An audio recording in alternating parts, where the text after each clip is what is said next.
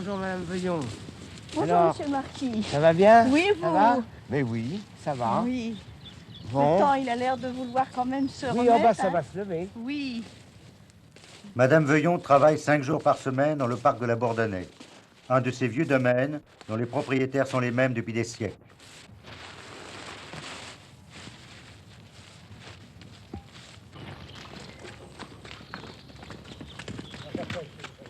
Les Labourdonnais possédaient 99 fermes.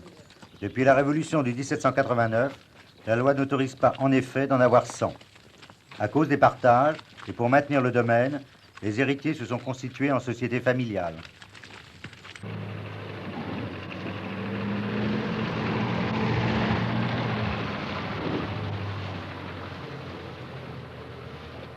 Autour du château, des fermiers. Eux aussi sont là depuis des générations. Filles et fils des anciens métayers, comme Madame Mathurin.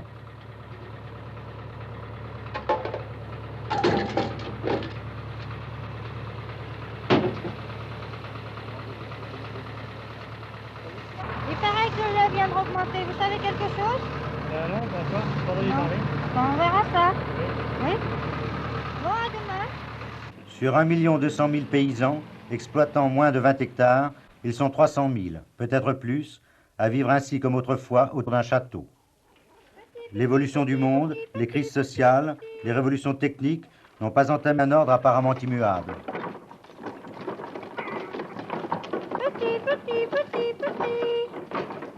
Ici, dans cette maison, vivent les Mathurins et les Veuillons. Chaque famille a une pièce. Allez, mon doc. C'est pas ta chasse, c'est la chasse urnaire qu'il te faut. Un autre coup. Oh, ça, c'est trop près. Allez. Avec la chasse, la forêt fournit toujours aux paysans une part importante de leur consommation familiale. Le garde-chasse, fédéral en principe, surveille les 700 hectares de forêt appartenant à M. de la Bourdonnais. Tu n'as rien vu, toi, Mathurin? Non, j'ai rien vu, moi. T'as pas entendu tirer? Non. Ah, c'est certainement ce coin-ci.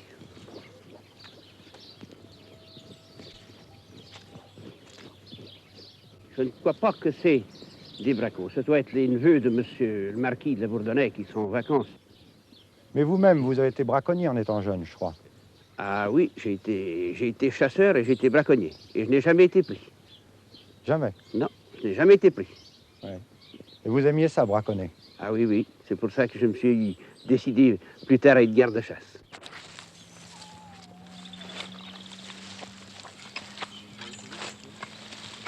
Vous êtes propriétaire et fermier, monsieur. Oui, enfin, les deux. Ouais, vous êtes le fermier de qui dans la région? Oh, de plusieurs. Oui. Oui. Mais de qui, par exemple? Hein? De qui êtes-vous le fermier? Des gens du coin? Oui, de la Bourdonnais. Oui. Un petit peu de la Bourdonnais, puis d'autres par les coins là. Vous dites la Bourdonnais, mais vous dites pas marquis de la Bourdonnais. Ou le Pourquoi? marquis de la Bourdonnais, si on veut. Comment est-ce qu'on l'appelle dans le pays? Monsieur le marquis? Ah bon? Et vous avez de bons rapports avec lui? Oh oui, toujours. Oui.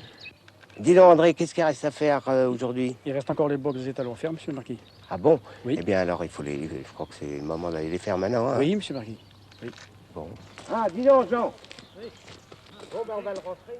Le château de la Bourdonnais a été reconstruit en 1830, époque où la noblesse légitimiste, écartée du pouvoir par Louis-Philippe, le roi bourgeois, s'est retirée sur ses terres. Aujourd'hui, M. de la Bourdonnais exploite directement 50 hectares et a installé un élevage de chevaux de course pour rentabiliser sa propriété.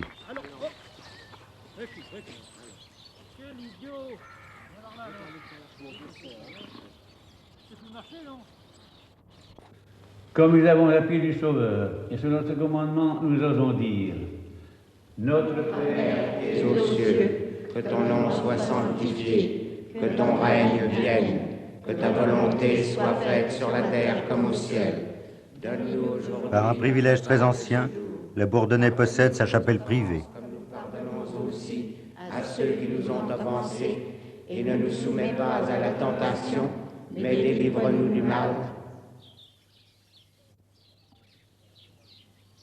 L'avenir de l'agriculture nous oblige à nous spécialiser. Parce que, vous savez, les propriétés avec château, c'est très lourd maintenant.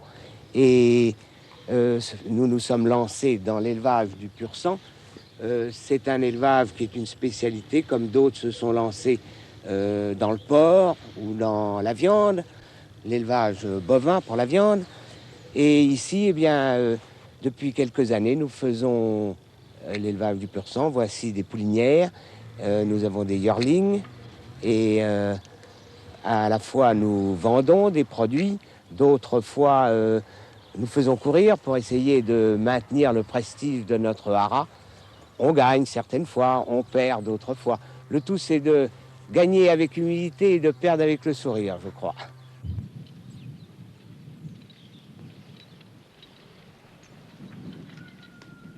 Eugène Veuillon exploite 12 hectares avec sa femme, lorsqu'elle ne travaille pas au château, son fils, son cheval et sa vieille charrue. 12 hectares éparpillés en lopins de terre, éloignés les uns des autres. Amorcé il y a 30 ans, le remembrement des terres regroupe aujourd'hui 8,5 millions d'hectares, sur environ 20 millions. Il en coûte de 40 à 60 francs l'hectare.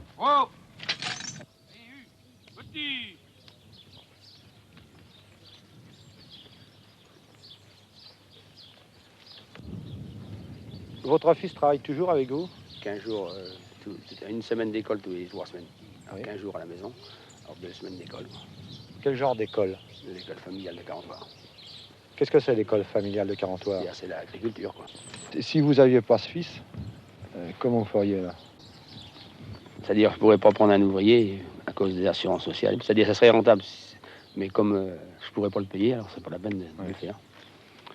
Le fils est comme un ouvrier pour faire le travail, maintenant je ne le paye pas. Et vous en avez un autre fils? Oui, il est rentré du service.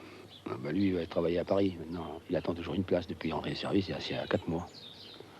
Il a toujours été à la campagne avec moi jusqu'au service. Avance, avance à la douette. Avance à la douette. Volti! Là, ramène-la par moitié et puis tu tournes ton bras avant.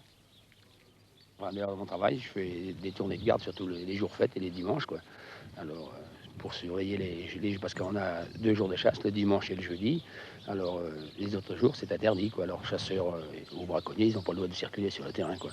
Alors, si on fait des prises, c'est par moitié pour le garde, quoi. Alors, 25 000 sur tout le territoire de Carentoire, donc moitié pour le garde. Alors, depuis qu'ils ont augmenté les prises, plus cher, on n'en trouve plus de braconniers, quoi. C'est toujours pareil. Et de la viande rouge, vous en mangez souvent? Non, pas souvent non plus, parce qu'on la trouve trop chère. On préfère manger le produit de la ferme. Puis les produits de la chasse, non?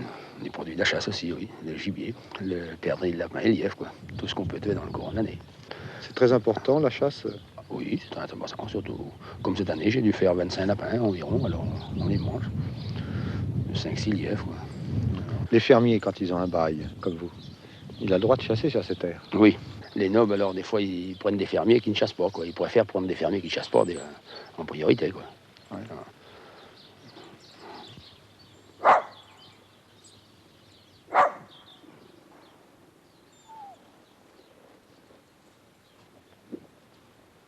Allez, viens, Doc. On va voir la côte site, chez là.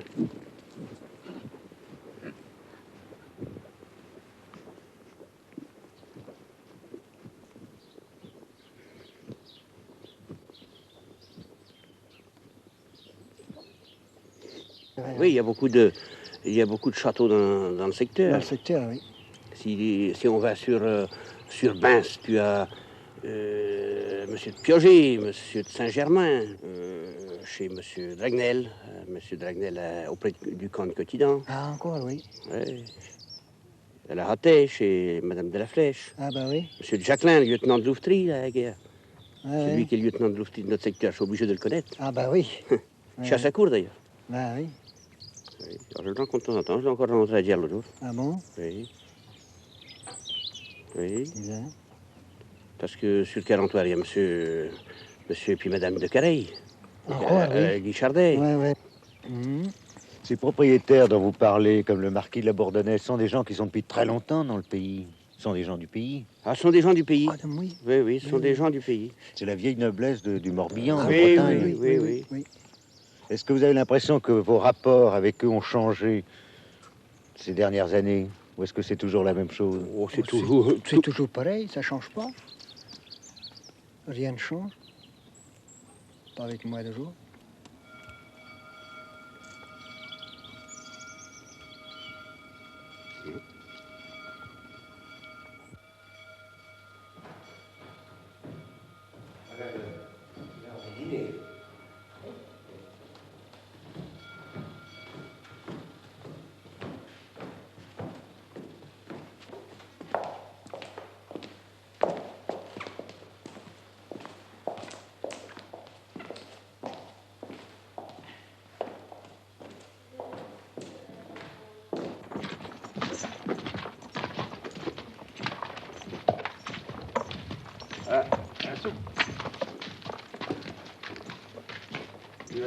Alors, voilà. Tu es à Tréal, toi?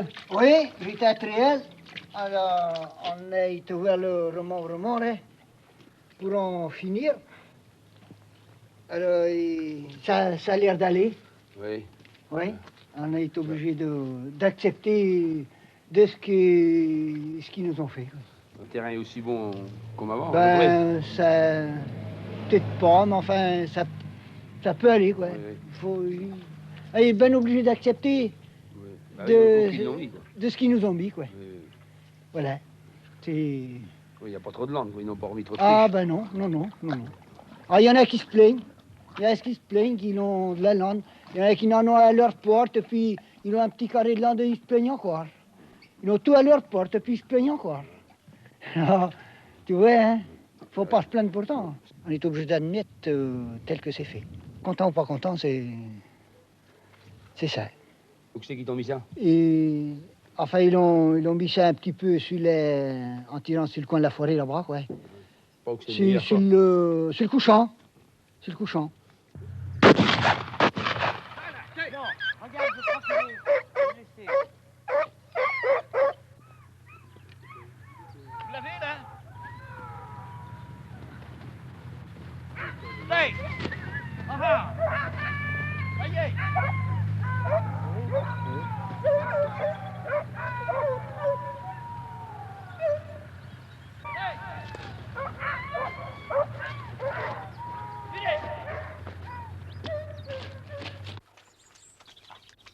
Pour les Mathurins, le lait est le seul apport régulier et quotidien d'argent frais.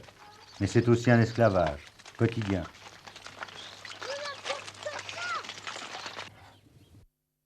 C'est votre fils qui est derrière. Oui, Quel âge il a? 8 ans. Il sera fermier lui aussi? Je ne crois pas. Pourquoi, il ne veut pas ou vous ne voulez pas? Non, parce que c'est pas assez intéressant. Pourquoi est-ce que ça n'est pas intéressant d'être fermier? Parce que nous, dans nos petites cambouis d'ici, ben, c'est pas intéressant. Des belles fermes, d'accord, mais pas des petites maisons comme ici. On a toujours nos bêtes à s'occuper, toujours notre travail. Et vous ne pouvez pas vous faire remplacer? Ah non, je n'ai pas le moyen de me payer quelqu'un pour me remplacer.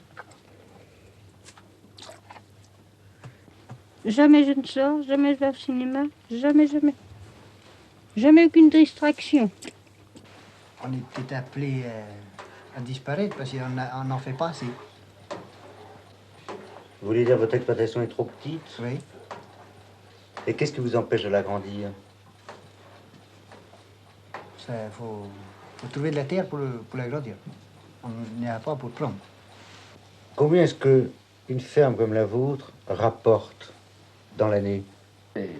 C'est-à-dire, le revenu du lait, on pourrait le calculer, puisqu'on a, Oui, on a les papiers. on a les papiers de la laiterie.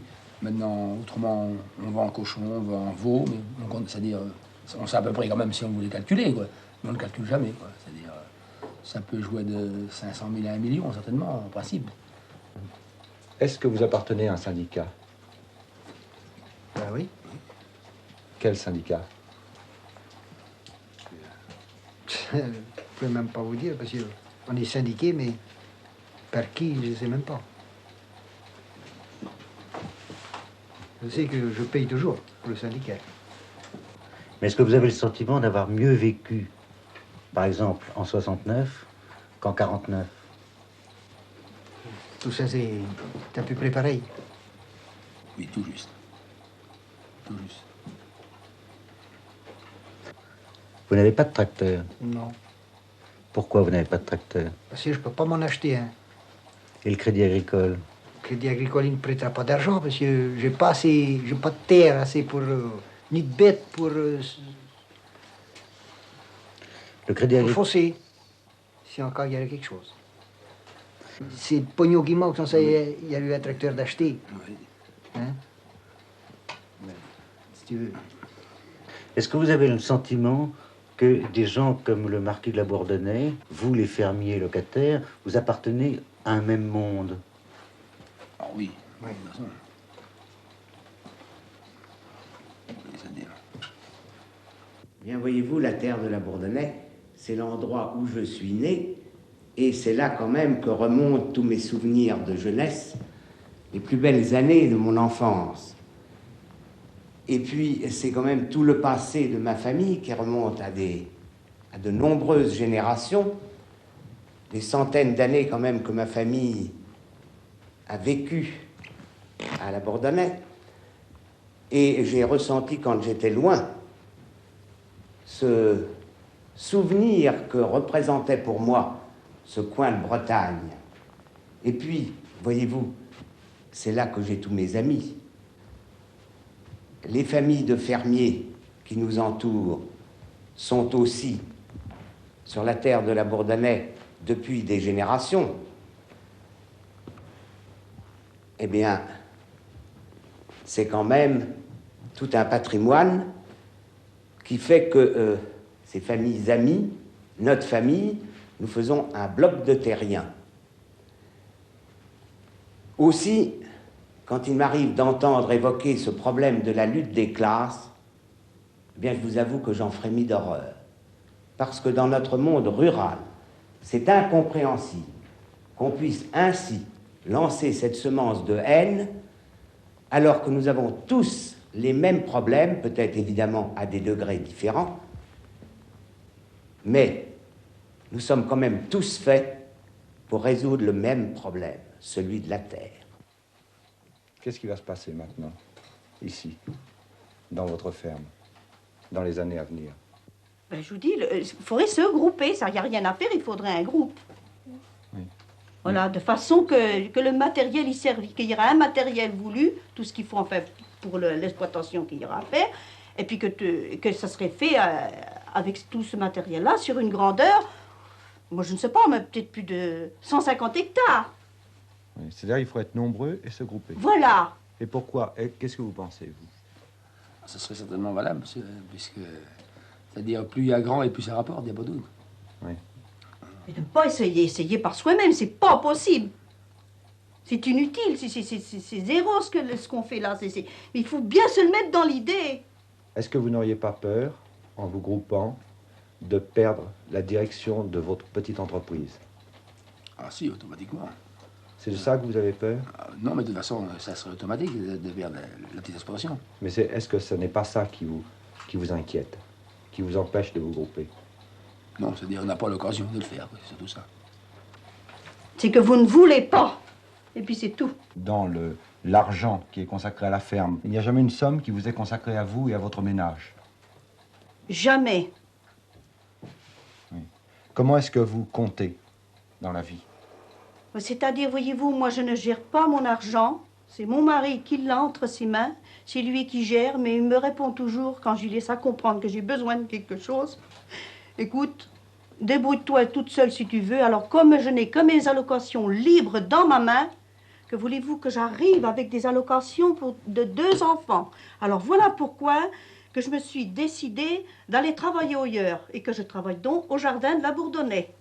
C'est-à-dire au château? Oui, mais au jardin de la Bourdonnais.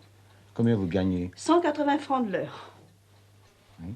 Qui fait donc que je travaille 5 heures par jour, qui me fait que 900 francs par jour. Oui.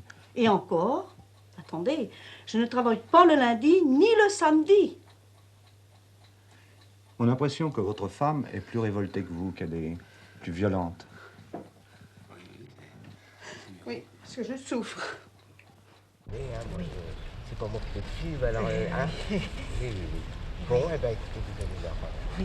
Merci beaucoup, monsieur le Marquis.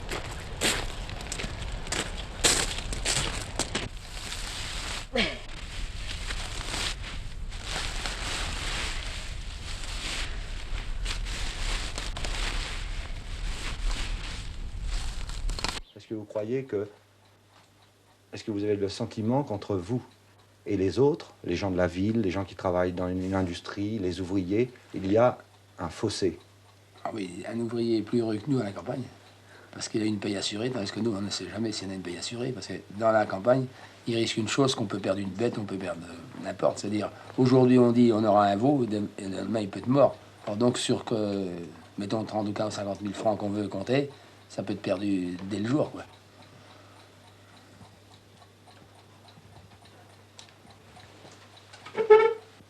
C'est ce que j'explique souvent à mon mari. Fais donc une invention de quelque chose, invente donc quelque chose, puisque ce n'est que la quantité qui rapporte. Vous êtes catholiques l'un et l'autre? Oui. Oui. Assidu? Vous allez à la messe tous les dimanches? Ah, ça, non. Et vous, madame? J'ai trop lutté avec eux. Enfin, je garde ça pour moi. J'ai perdu la confiance, c'est tout.